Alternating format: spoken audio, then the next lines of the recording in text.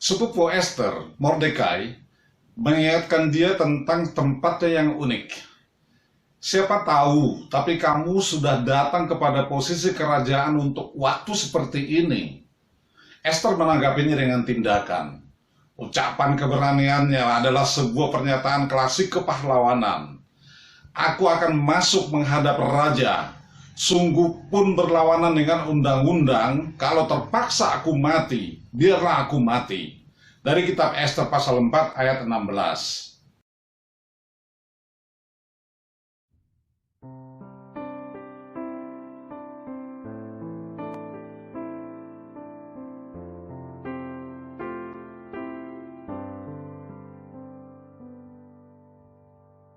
Salam.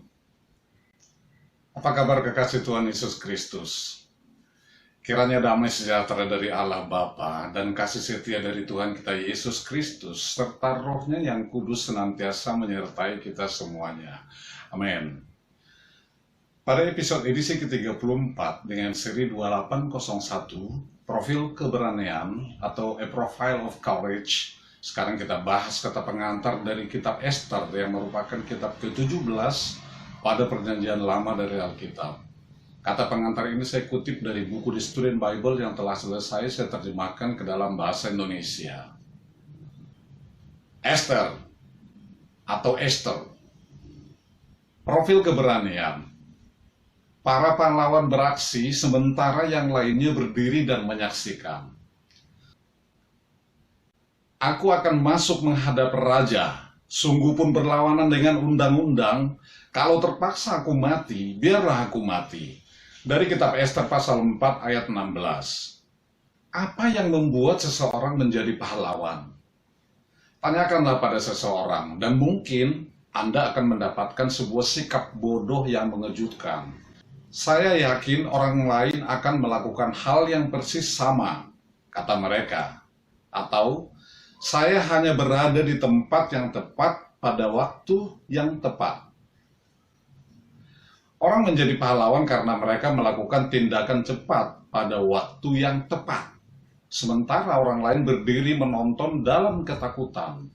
Pahlawan sejati mengenali krisis dan bergerak mengatasinya. Keberanian seperti ini membuat Esther menjadi besar, layak menjadi sebuah kitab di dalam Alkitab. Seorang ratu mempertaruhkan hidupnya. Melalui kecelakaan atas kecantikannya dan kecelakaan atas penolakan ratu terdahulu, Esther menemukan dirinya sendiri menjadi ratu seorang yang paling berkuasa di bumi. Lalu, ketika semuanya berjalan terlihat mulus, peristiwa pentingnya datang. Peristiwa ini telah bergema berkali-kali. Sebagai seorang ras minoritas yang sangat berhasil di kerajaan Persia, orang-orangnya Esther, bangsa Yahudi, tidak berbaur ke dalam lingkungan sekitar mereka. Beberapa yang lainnya iri hati atas keberhasilan dan separatisme mereka. Seorang perdana menteri pendendam, Haman, berencana untuk memusnahkan mereka. Dia menerbitkan sebuah dekret pembantaian massal atas nama kerajaan. Apakah Ratu Esther ikut campur? Melakukannya berarti membahayakan hidupnya. Dan perbedaan apa yang diperbuatnya? Dia hanyalah seorang pasangan seks yang lemah bagi seorang raja yang tidak pernah diganggu dengan keinginan-keinginannya. Sang ratu akan menghadap hanya jika raja memanggilnya. Dan sang raja tidak memanggilnya selama 1 bulan terakhir ini. Namun dia sendiri dari seluruh orang Yahudi mempunyai akses kepada raja. Sepupu Esther, Mordekai, mengingatkan dia tentang tempatnya yang unik. Siapa tahu, tapi kamu sudah datang kepada posisi kerajaan untuk waktu seperti ini. Esther menanggapinya dengan tindakan.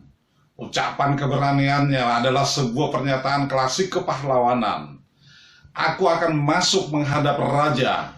Sungguh pun berlawanan dengan undang-undang, kalau terpaksa aku mati, biarlah aku mati. Dari kitab Esther pasal 4 ayat 16. Kebetulan atau direncanakan? Kitab Esther menunjukkan walaupun tidak secara langsung, kepedulian kepahlawanan Tuhan terhadap bangsa Yahudi. Ester hanya kebetulan terpilih sebagai raja yang baru. Raja pun hanya kebetulan tidak bisa tidur. Dan ketika dia mengambil beberapa bacaan, secara kebetulan terlintas suatu akun perbuatan baik yang dilakukan sepupu Ester, Mordekai. Hamas yang jahat secara kebetulan terlibat dalam peristiwa krusial itu. Kebetulan-kebetulan ini bersamaan dengan keberanian Ester berjudul Kejadian Mengerikan Terhadap Orang Yahudi. Apakah semua ini betul-betul hanya kebetulan semata? Atau apakah Tuhan berada di belakangnya? Kitab Ester tidak menyebutkannya secara langsung. Bahkan Tuhan pun tidak disinggung sama sekali dan kadang-kadang terlihat seperti sengaja ditinggalkan. Tetapi orang-orang yang percaya, entah itu orang Yahudi maupun orang Kristen, tidak meragukannya. Seluruh aspek kehidupan adalah di bawah kendali perintah Tuhan. Tidak ada yang serba kebetulan.